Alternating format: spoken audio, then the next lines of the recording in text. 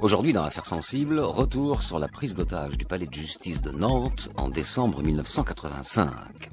Ils s'appellent Georges Courtois, Patrick Thiollet et Abdelkarim Kalki. Pendant 36 heures, ils vont faire vivre un calvaire à 29 personnes qu'ils détiennent en otage dans la salle d'audience d'un tribunal. Leur aventure, aussi grave soit-elle, aurait pu en rester là. Mais après avoir piétiné l'institution judiciaire en son sanctuaire, la cour d'assises, les trois malfaiteurs médiatisent leur action à coups de reportage télé. Dès lors, ces images où l'on voit l'instigateur du méfait, Georges Courtois, petit braqueur multirécidiviste, tenir en respect le président du tribunal à qui il a passé les menottes, ces images resteront à jamais gravées dans les archives et les mémoires comme une ultime transgression qui met en scène un monde à l'envers. Alors, pourquoi en cette journée d'hiver de décembre 85, ces trois malfrats ont-ils pris en otage 29 personnes dans une cour d'assises? Pourquoi ne pas s'être simplement évadés? Et comment l'histoire s'est-elle dénouée sans que la moindre goutte de sang n'ait été versée? C'est à ces questions que nous allons tenter de répondre après le récit avec notre invitée, la journaliste indépendante Patricia Touranchot, qui a rencontré à plusieurs reprises Georges Courtois.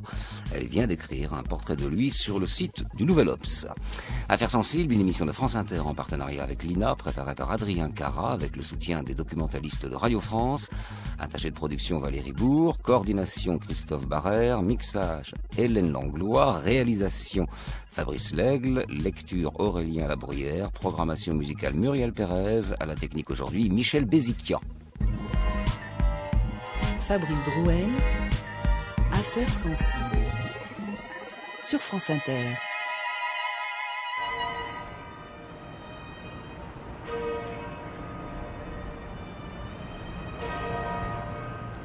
Jeudi 19 décembre 1985, place Aristide Briand, centre-ville de Nantes. Le palais de justice de la ville, vénérable maison d'un autre temps, est en travaux. On y aménage un parking souterrain, des palissades en bois recouvrent ses grilles. Malgré l'heure matinale, en haut du grand escalier de pierre, des gens y entrent, d'autres en sortent sous l'œil attentif de gendarmes qui assurent la sécurité des lieux.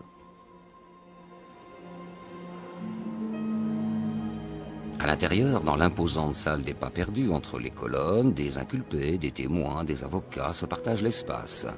Leurs voix résonnent sous la verrière, tous attendent leur tour pour venir témoigner ou comparaître, c'est selon et c'est la vie habituelle d'un palais de justice. Il est 8h30 ce jeudi-là. Au fond du hall, une grande porte s'ouvre, laissant apparaître la salle d'audience de la cour d'assises, ses bancs en bois et ses murs recouverts de lambris marron foncé. Le public entre, composé de journalistes locaux, d'un groupe d'une quinzaine d'étudiantes en droit, de quelques représentants de la société bancaire qui s'est portée partie civile.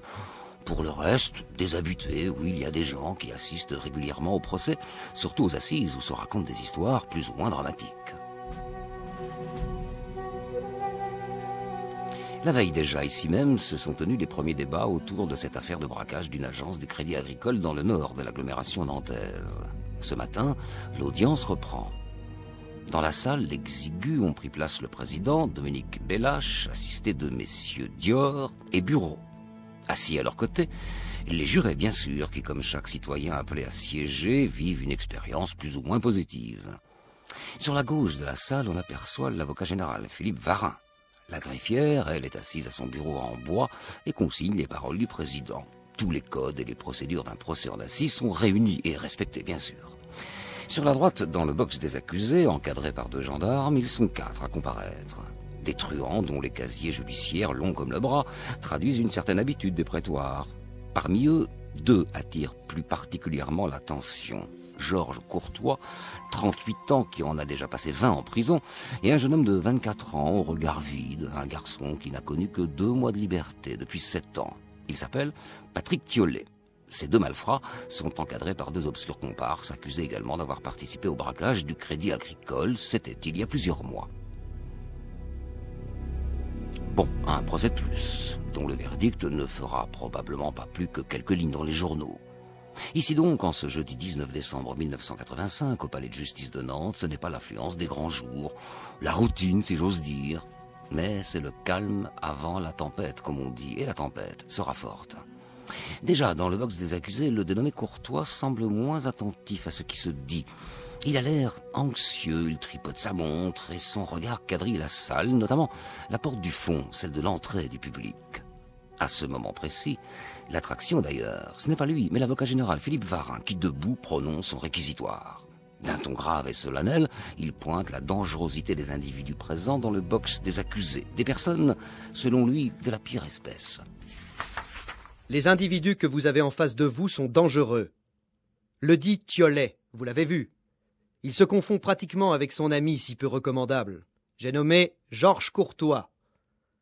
Vous lui infligerez une peine de 8 années de réclusion criminelle. Quant à Courtois, je ne rappellerai pas ici son casier judiciaire. C'est à faire peur. Je n'insisterai pas non plus sur le cynisme et l'ironie qu'il a développé devant vous depuis hier.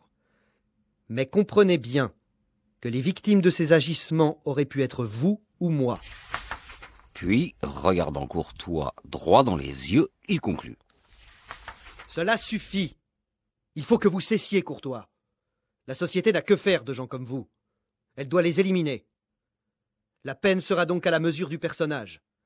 Un retrait quasi définitif de la circulation durant lequel il vous sera loisible de...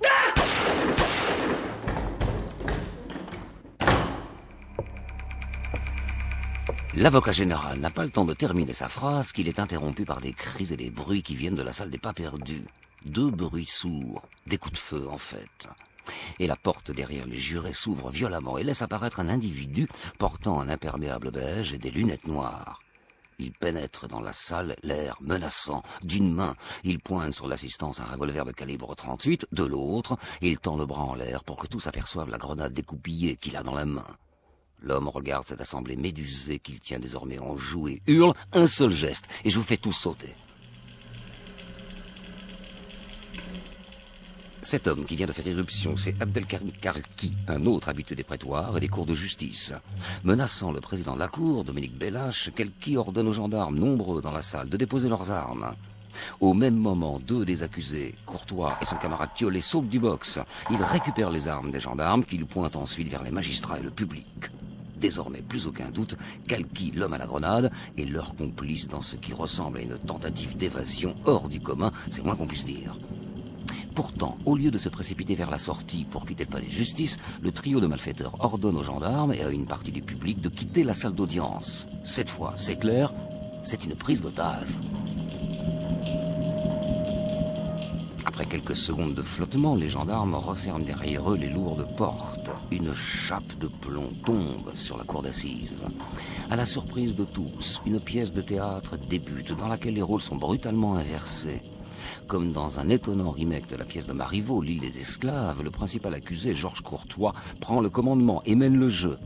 Il se transforme vite en un président et un procureur, se mettant à humilier magistrats et jurés qui deviennent à leur tour les accusés à qui on demande de rendre des comptes. Ahurissant.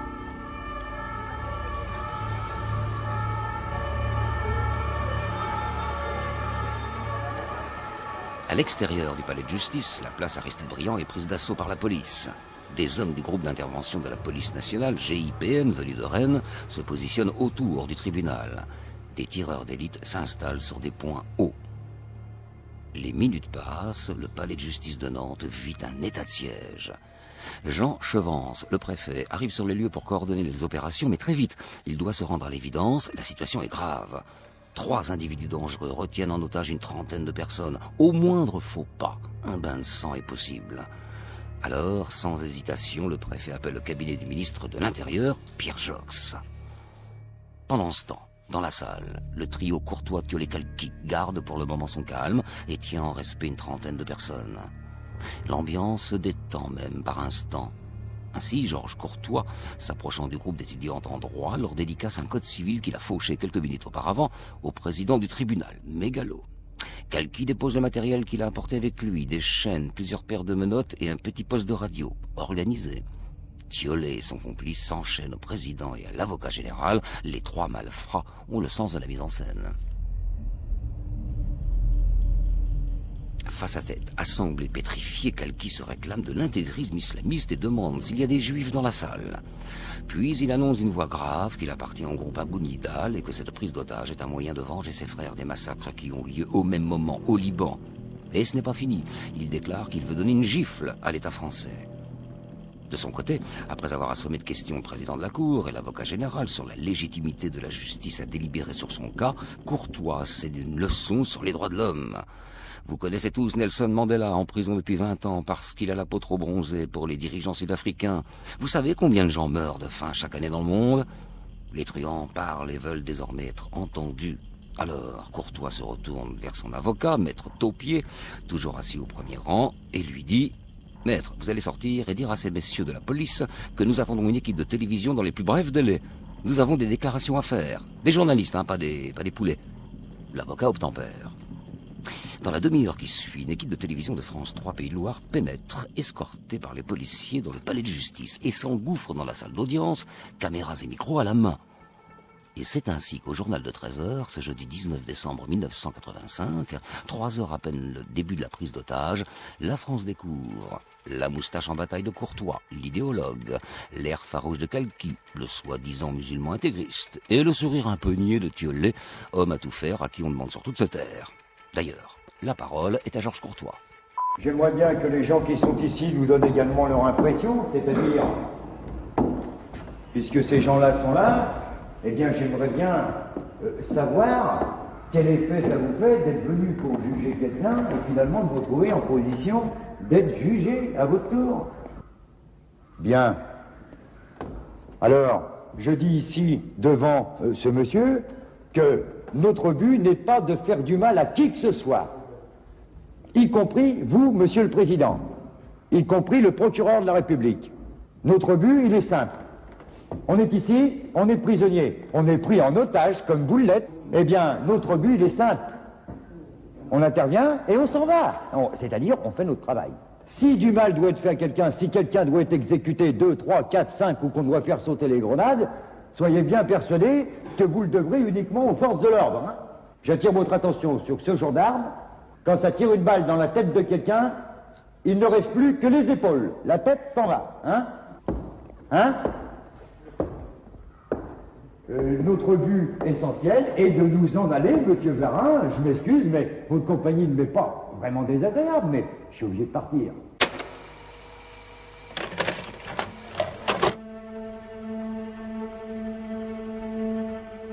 Courtois s'en donne à cœur joie, il parle, intarissable, cabotin et orateur. Mais surtout, il donne cette inquiétante impression qu'il est déterminé et prêt à aller jusqu'au bout. En réalité, ce passage à la télé, même s'il nourrit son ego, c'est pour lui l'assurance que la police n'essaiera pas de le tuer s'il devait y avoir un assaut. À côté du numéro que font Courtois, Thiollet et Kalki, la France découvre aussi les visages décomposés des otages, des gens comme vous et moi qui n'ont rien demandé et qui se retrouvent en danger. Car il apparaît très vite que le cirque de Courtois n'est pas une plaisanterie. Les armes sont là, à profusion. Les magistrats sont enchaînés. L'image et le son sont absolument saisissants. Cette comédie est d'abord un drame.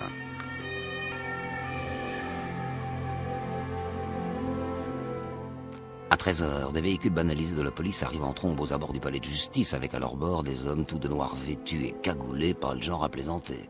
Les badauds, maintenus à l'écart par un impressionnant service d'ordre, regardent cette foule et cette nouvelle unité d'élite de la police qui réalise là son baptême du feu. Elle s'appelle le RAID. Créé sous la houlette du commissaire Broussard, ancien chef de l'anti-gang, et dirigé par le commissaire Ange Mancini, le RAID, dont l'acronyme signifie Recherche, Assistance, Intervention et Dissuasion, c'est l'alter ego policier du GIGN qui, lui, est composé de gendarmes. À chaque institution, son corps d'élite et son terrain commun, les prises d'otages et son objectif commun, protéger la vie des personnes séquestrées. Autour du palais de justice, le temps passe, interminable. Il est désormais 16 heures. Les familles des otages sont regroupées à l'écart. Soudain, on aperçoit Bernard Dussol, rédacteur en chef de France 3, qui est entré quelques minutes plus tôt pour recueillir les premières déclarations des forcenés. Au micro de France Inter, il raconte l'ambiance à l'intérieur.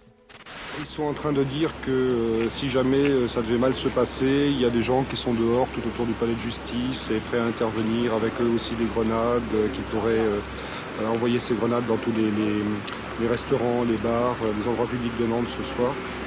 Enfin, ça c'est plutôt pour montrer, à mon avis, qu'ils sont forts, alors qu'en fait ils sont complètement isolés à l'intérieur.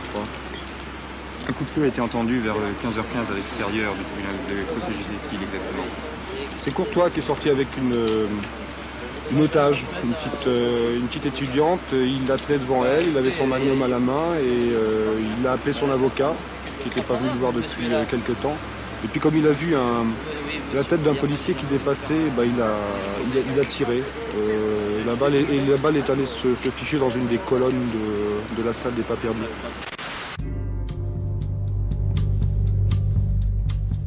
Courtois demande à parler à des responsables compétents, je le cite, à défaut de pouvoir s'adresser au procureur général.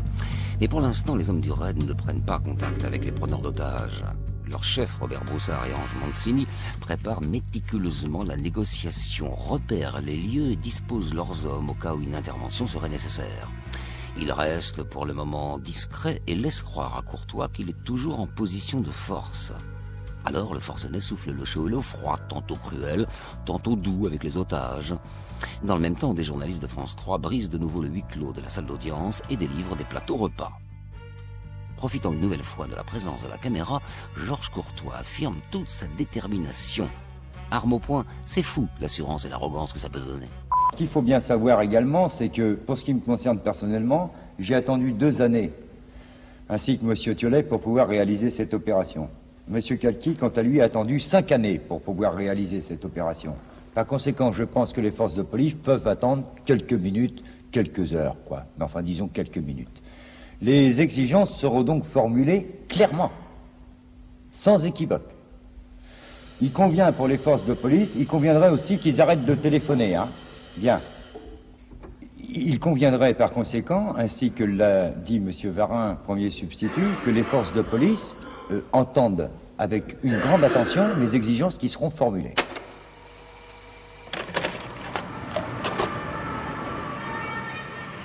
Ces demandes, justement, elles seront satisfaites dans l'heure qui suit. Courtois et sa bande réclameront un quart avec un chauffeur qu'ils connaissent, c'est plus sûr. Et les journalistes recueillent un autre témoignage, celui de l'avocat général Philippe Varin, qui s'adresse directement aux forces de l'ordre. Moi, je demande personnellement aux forces de l'ordre surtout de ne pas intervenir, car dans une hypothèse où ils interviendraient, ils sont prêts à faire sauter les grenades, et il est évident que toutes les personnes qui seraient à côté d'eux, ils laisseraient leur vie.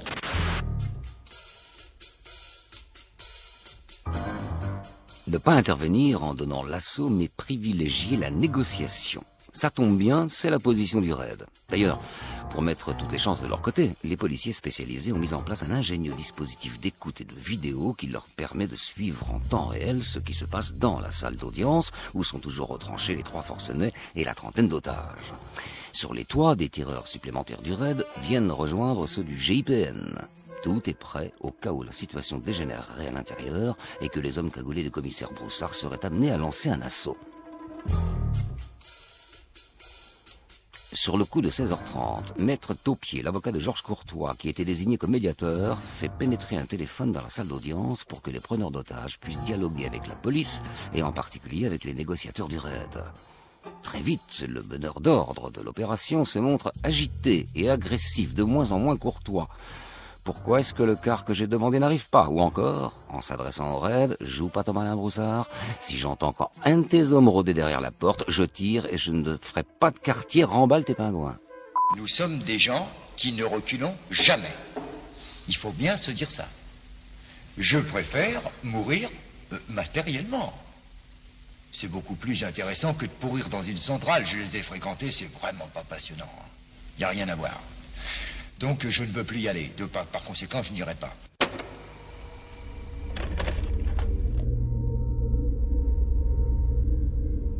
De l'autre côté, au PC de crise, le duo Broussard-Mancini reste calme et tente de ramener à chaque fois à la raison cet homme qui semble pouvoir vaciller à chaque instant. Alors, un face-à-face débute entre les policiers et les forcenés. Pour le commissaire Broussard, il est hors de question de céder au chantage, mais il doit garder la confiance de son interlocuteur, Georges Courtois, qui veut montrer qu'il est le chef, que c'est lui qui décide et qu'il a la main. Les minutes passent, quand enfin la situation semble déboucher sur du concret. À 17h, le groupe d'étudiants en droit et les 2 journalistes présents depuis le début de la prise d'otage sont relâchés. En échange, le commissaire Broussard et le préfet Chevance entrent dans la salle d'audience pour parlementer avec les 3 individus. Il est notamment question du quart, que le trio réclame toujours. Après un quart d'heure, les 2 hommes ressortent. Il reste une dizaine d'otages dans la salle auxquels les malfrats feront jouer les boucliers vivants en cas d'assaut. À 19h, la nuit tombe, l'ambiance est froide, le brouillard envahit la place Aristide-Briand qui se retrouve maintenant plongée dans la pénombre. De l'extérieur, on aperçoit les fenêtres de la salle d'audience, tout allumées. Voilà 9 heures que se déroule ici un drame dont l'issue paraît toujours aussi incertaine. Un peu plus loin, 2 véhicules du SAMU arrivent et les médecins installent une antenne de soins mobile au cas où. À l'intérieur du palais de justice, la tension monte d'un cran. Les journalistes de France 3, de nouveau invités à venir enregistrer les paroles des 3 forcenés, sont pris à partie. Courtois, Thiollet et Calqui sont agressifs. À l'image de cette scène où Calqui, justement, assis à la place du président du tribunal, menotté à ce dernier, pistolet et grenade à la main, menace d'en finir immédiatement si une solution n'est pas trouvée. Alors écoutez, cette affaire a assez duré et ma patience, moi, personnelle, je ne parle pas de mes deux collègues, mais ma patience personnelle a des limites, croyez-moi.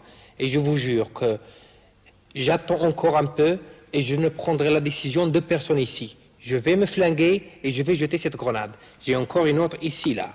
Je vais les découpiller tous. Regardez, ils sont là à côté de moi. Je préfère quand même ne pas partir tout seul, ne pas mourir tout seul. Au moins 4 personnes, ça me fait du bien.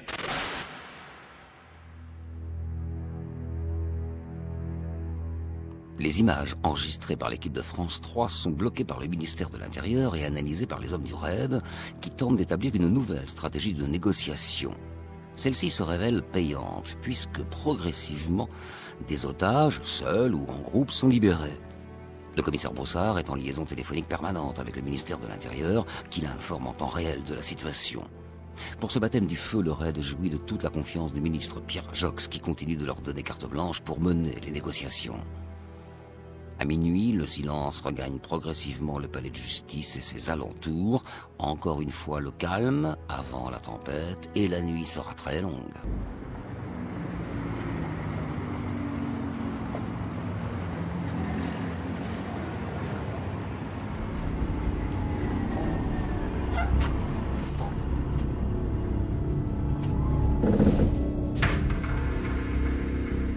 Samedi 20 décembre 1985, il est 2h30 du matin lorsqu'on entend le bruit sourd du moteur d'un autocar qui vient rompre le silence apparent autour du palais de justice. Après quelques manœuvres, celui-ci se gare sur la place Aristide-Briand à quelques dizaines de mètres des marches du tribunal. Le policier au volant coupe le contact et descend. Du côté du RAID, on attend une réaction à l'intérieur du tribunal, mais non, rien. Pas un bruit, comme si du côté des forcenés, on n'avait pas entendu l'arrivée du véhicule ou qu'on se refusait pour l'instant à bouger.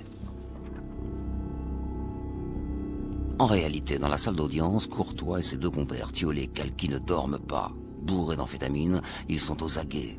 Et 2 heures plus tard, alors qu'il leur semble que les policiers sont en partie retirés du bâtiment, ils tentent une sortie en force pour rejoindre l'autocar. Et l'on voit apparaître sur le perron des marches du tribunal le bouclier humain des otages. C'est à ce moment précis que les hommes du RAID agissent. Leur chef, le commissaire Ange Mancini, raconte devant la caméra de Pascal Richard et Grégoire Gosset dans le documentaire intitulé « Les hommes du RAID ». Je pense qu'on a une idée de génie, c'est qu'on a éteint tout le palais de justice. C'est-à-dire qu'ils se sont retrouvés dans le grand hall du palais de justice, dans le noir. Et la seule lumière qu'il y avait, c'était la salle d'audience. Et donc, alors, on faisait des bruits à côté, ils entendaient des gens, puisque nous, on était bien sûr dispersés dans le noir. Et ils ont eu la trouille, ils sont rentrés. Dans la matinée, alors que le soleil se lève sur la ville de Nantes, les négociations reprennent entre les policiers et les preneurs d'otages. Courtois, désormais fatigué et irritable, menace presque à chaque instant de se suicider avec ses otages. Malgré tout, peu avant midi, tous, à l'exception des 3 magistrats, sont libérés. La présence d'un psychiatre aux côtés des hommes du RAID a beaucoup aidé ces derniers à cerner chacun des malfrats, leur rôle, leur psychologie. Les vidéos enregistrées par l'équipe de France 3 ont été précieuses également. Georges Courtois paraît comme idéologue et vindicatif contre la société et la justice. Patrick Thiollet, lui, est plutôt suiveur. Influençable, il ne représente pas un grand danger selon les policiers. En revanche, celui qui préoccupe la police, c'est Abdelkarim Kalki, le musulman intégriste qui se revendique d'Abou Nidal, genre incontrôlable. Également présent, côté des policiers du RAID, le consul du Maroc à Rennes qui a fait le déplacement pour assurer à Kalki que celui-ci sera bien extradé hors de France si le commando venait à se rendre. Samedi 14h25, voilà plus d'une journée que la salle d'audience du palais de justice de Nantes est le théâtre d'une prise d'otage. Sur le parvis, la police a fait garer un peu plus tôt 2 espaces Renault, à la demande des forcenés. Apparaît alors Georges Courtois sur le perron aux marches du palais. Et c'est l'image qui frappe. Il est menotté au président du tribunal. Cigarette à la bouche, il fait mine de viser les policiers et les journalistes avec ses 2 revolvers Magnum. Courtois, le mal nommé. Attention, il tire à 2 mains, les mecs. Il tire à 2 mains, les gars. Il tire en l'air, il tire en l'air. Tranquillou, il tire à 2 mains.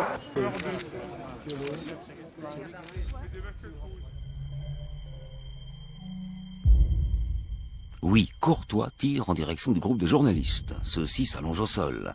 L'une des balles tirées par le forcené vient se loger dans une caméra de la BBC. Malgré son apparente assurance, Courtois est plongé dans le doute. Il hésite et préfère rebrousser chemin. Il se retourne et se réfugie de nouveau dans le palais de justice. Il sait qu'il ne peut plus reculer et décide de tenter de nouvelles sorties. Très excité, il pointe ses armes sur tout ce qu'il voit. La tension se lit sur son visage émacié. Après quelques instants d'attente, vérifiant que le passage est bien dégagé, il se précipite avec le président du tribunal dans l'espace Renault. Il est imité par Kalki et Thiollet, eux aussi menottés à l'assesseur du président. C'est bien la justice qu'un justiciable prend en otage. Puis l'espace démarre, en trombe, poursuivi par les motards et plusieurs véhicules du RAID et du GIGN.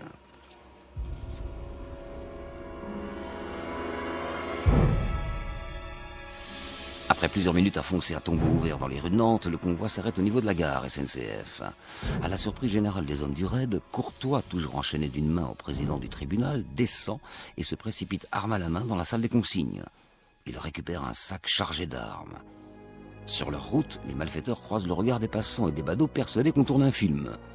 Les policiers laissent faire car un assaut à cet endroit précis pourrait avoir des conséquences dramatiques pour les gens présents dans et aux abords de la gare. Courtois remonte dans l'espace et celui-ci repart, suivi par des voitures de police vers une destination pour l'instant inconnue.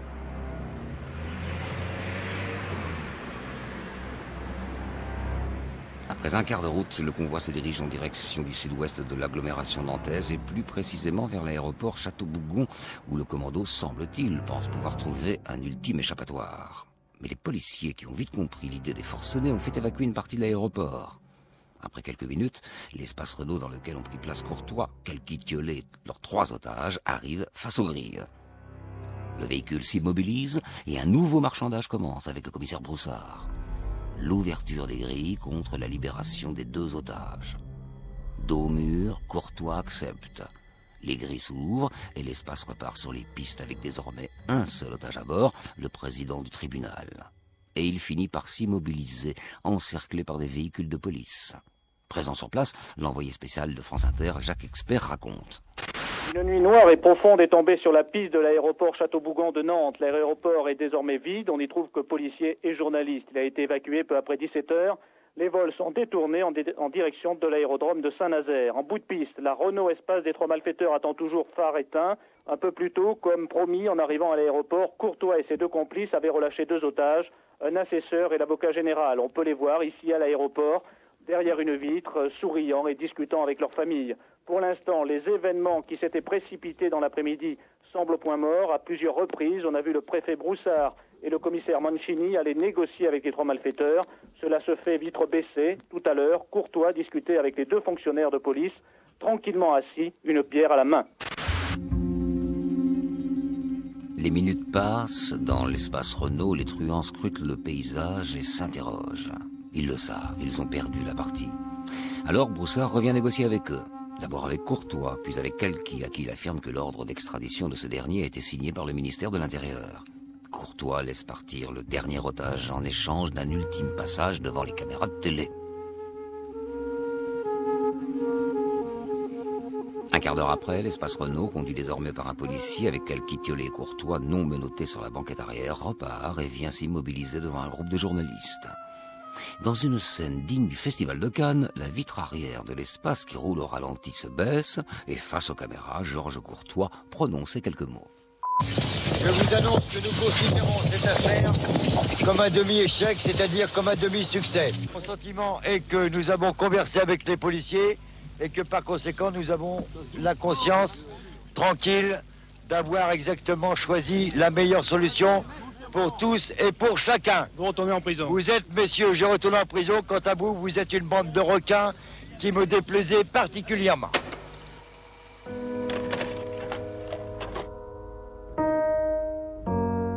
Demi-succès ou demi-échec, dans tous les cas, Georges Courtois et Patrick Thiollet retrouveront quelques jours plus tard, après leur garde à vue, le chemin de la prison. Tout comme Abdelkarim Kalki, dont l'extradition sera finalement annulée par le ministère de l'Intérieur. Jugés 1 an plus tard, ils écoperont de peine allant de 14 à 20 ans de prison. De son côté, le commissaire Broussard et le RAID réalisent une opération sans bavure, sans fausse note, sans qu'une seule goutte de sang ne soit versée. Le RAID en tirera une leçon précieuse et l'appliquera systématiquement par la suite. S'il faut un assaut, ces policiers d'élite sont là, ils savent faire. Mais avant toute chose, on négocie. Tout un art. France Inter, Affaires sensibles, Fabrice Drouel.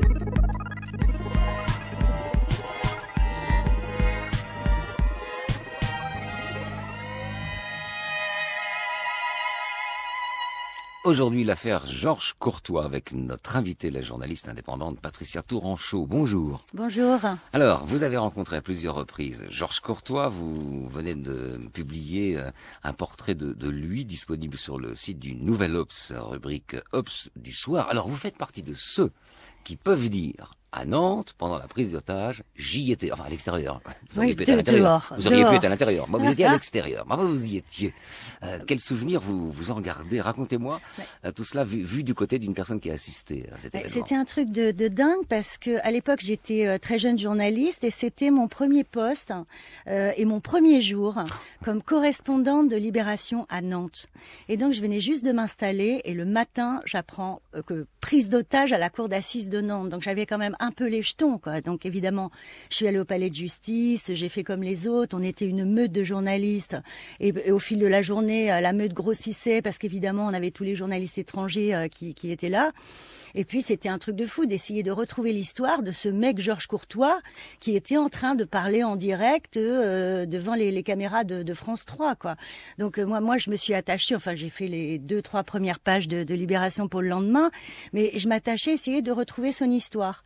Et que lui-même, d'ailleurs, raconte très bien dans un livre. Dans son livre, oui. Oui, dans son livre, Aux marges du palais, qui vient de sortir au Nouvel Attila. Parce que Courtois, en fait, on s'aperçoit que, enfin, depuis l'âge de 14 ans, il est en maison de correction, il est dans des centres pour des petits vols, des petits chapardages et tout. Je crois que son premier vol, c'est le vélo du boucher qui avait un petit panier devant pour porter la bidoche, un vélo qui était même trop grand pour lui. Donc ça, c'est son premier larcin.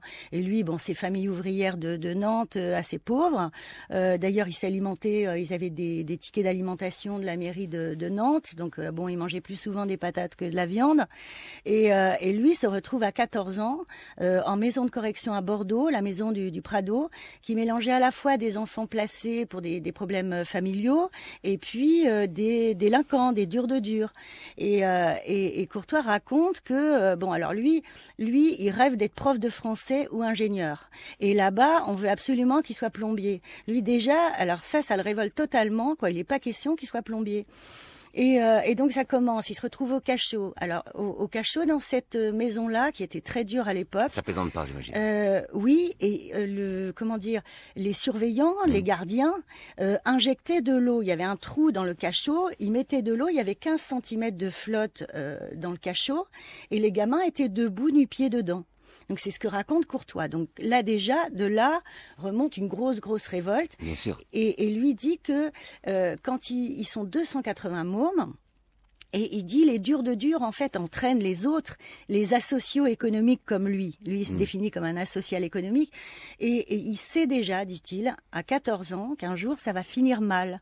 Et qu'un jour, il fera un truc terrible. Donc ensuite, il se retrouve en prison, voilà, c'est la le prison chemin, normale, etc. Il y a une photo dans son bouquin qui est incroyable. Là, c'est Courtois, le 6 novembre 65. Donc, comme il est né en 47, il a 18 ans. Vous voyez, l'air assez déterminé, le regard noir et tout. Et déjà à 18 ans, il en a vécu des trucs, quoi. Alors, il est ouvertement déterminé à lutter, si je puis dire, contre le déterminisme social qui l'a mis dans cette voie. Oui. C'est terrible. Et il est un délinquant. Voilà, bon, c'est un délinquant, mais en même temps qui offre un visage très particulier, qui peut nous rappeler, je sais pas, quelqu'un comme Mandrin au XVIIIe siècle. Enfin, la comparaison vaut ce qu'elle vaut, mais c'est ça, espèce de bandit au grand chemin, je sais pas au grand cœur, mais en tout cas au cerveau assez dimensionné, finalement. Oui, voilà, il a une vision du monde, ce type. Oui, et puis il est finalement assez lettré, assez cultivé, Courtois. Quand il va sortir de tôle à 18 ans, là, il a un bac de lettres en poche. Il a réussi quand même à passer le bac de lettres. Oui. Et ensuite, il va toujours continuer à bouquiner, à écrire. Et d'ailleurs, sa dernière peine de prison, qui était sur l'île de Ré jusqu'en 2014, en février de l'année dernière, il était écrivain public à l'intérieur de la centrale pour tous les détenus étrangers, illettrés, analphabètes, qui avaient besoin d'écrire des lettres, des courriers administratifs essentiellement. Mais voilà, et son bouquin est bien écrit, personne l'a écrit à sa place. Il a quand même des références. Mais alors, Mandrin, peut-être pas. Lui, en fait, ce qu'il dit, c'est que tous les vols qu'il a commis ou les braquages, c'était des vols par nécessité. Parce que voilà, il n'avait pas d'autre moyen vraiment de gagner de l'argent, et il tirait le diable par la queue toute sa vie. Oui, mais ensuite, ah oui, non, je vous en prie, mais dans sa démarche où il va prendre la cour d'assises en otage, c'est pour dénoncer un système, et c'est aussi pour être le porte-parole des gens qui dans la société n'ont pas eu de chance, sont partis avec de grosses valises très lourdes à porter. Il y a ça aussi quand même. Bien sûr. Mais lui ne supporte pas les magistrats. Il y a quelque chose qui va déclencher plus particulièrement sa fureur. C'est que 2 ans avant ce procès, depuis 2 ans, son juge d'instruction de Nantes lui interdit tout permis de visite avec sa femme, ses enfants. Il a absolument le droit de voir personne. Et là, c'est quelque chose qui va le mettre dans une colère folle. Et à partir de là, c'est vrai qu'il s'entend avec Kalki en prison. Il sait qu'il va prendre 20 ans pour des hold-up, qu'il nie par ailleurs. Et Kalki, lui, vient de se prendre 5 ans pour un braquage, 5 000 francs pour combler un découvert. Et Kalki n'a pas supporté cette condamnation. Et donc, ils s'entendent tous les deux. Ils sont très, très remontés contre la justice. Et ils décident de foutre une raclée à la justice. C'est ça, ils auraient pu tenter de s'évader classiquement, mais non, là il y a une vraie démarche, une vraie signification. Voilà. Politique, elle est politique. Elle est politique. Et à l'intérieur, c'est vrai que de la cour d'assises, quand ils vont inverser les rôles, par exemple, le premier jour de son procès, Courtois avait demandé au président de la cour d'assises mais qu'est-ce que ça vous fait qu'on m'ait interdit pendant 2 ans? Pourquoi on m'a interdit de voir ma femme et mes enfants? Et alors le président, le premier jour, a dit « je n'ai pas d'opinion ». Et évidemment, pendant la prise d'otage, Courtois lui repose la question. Et le président lui dit c'est inhumain. Courtois répond je vois que la nuit porte conseil. Et le président lui dit mais vous savez, hier je ne pouvais pas vous répondre, monsieur Courtois, parce que j'étais en fonction. Et là, pour Courtois, c'est une espèce de révélation, parce qu'il les a obligés, les magistrats, à enlever leur robe de magistrat. Et lui dit finalement, je m'aperçois que il faut qu'ils soient déguisés pour commettre leurs exactions, les magistrats, et que une fois que je les ai débarrassés de leurs oripeaux, comme il dit, ils se comportent à peu près normalement, et on parle entre hommes. Et donc, il va, pendant ces 36 heures-là, il va s'attacher à refaire des procès. Par exemple, il y a un témoin qui croyait l'avoir reconnu sur les braquages, qui avait témoigné la veille, qui était à charge, qui l'avait dénoncé. Et bien, à un moment, Courtois s'installe dans le fauteuil du président, convoque le témoin, nom, prénom, âge et qualité, et il lui fait répéter ce qu'il a dit la veille. Il dit « Ah oui, alors vous avez reconnu le mec, en gros, vous m'avez reconnu moi ». Et c'est Calqui qui joue le rôle de l'avocat général, Thiollet qui joue l'avocat de la défense mais qui défend rien du tout. Et finalement, pour ce crime, en gros, Calqui dit moi je réclame la mort.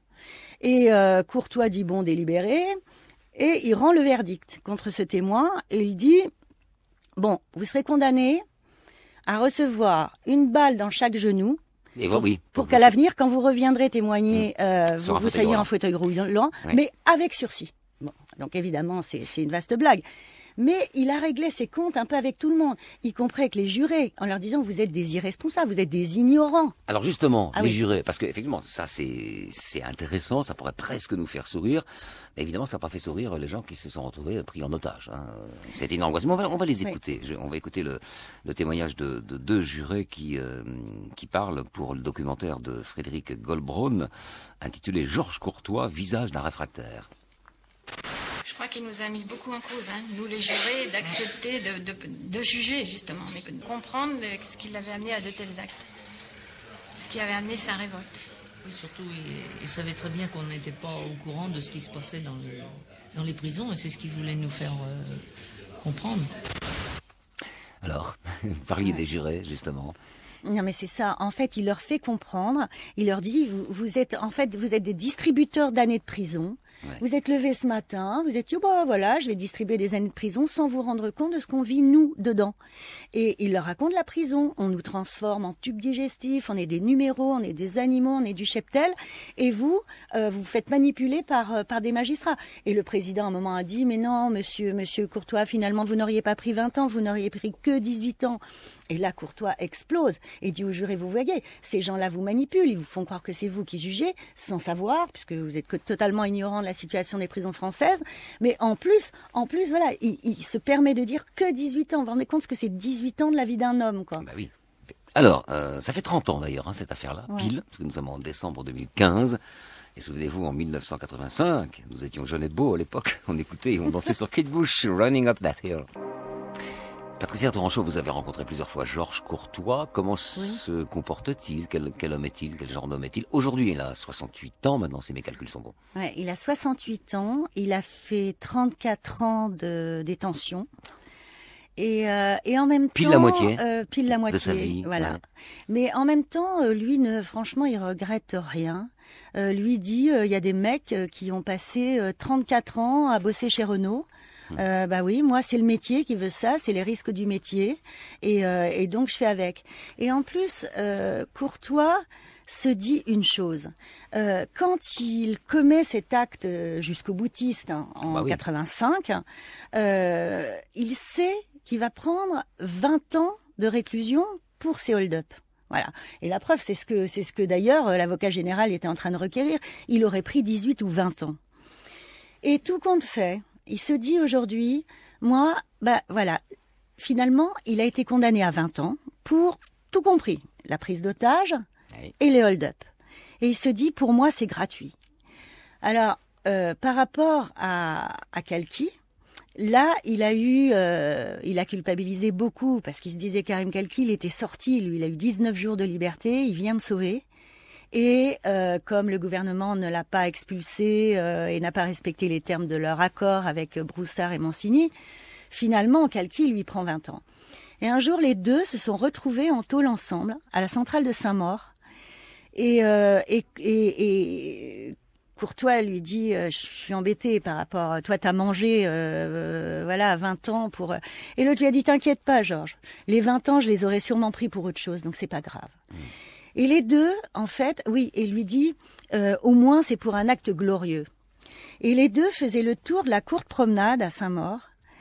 Et il y a les autres détenus qui les regardaient de manière assez admirative. Et Calqui a dit à Courtois, regarde ces mecs, c'est leur rêve qui passe.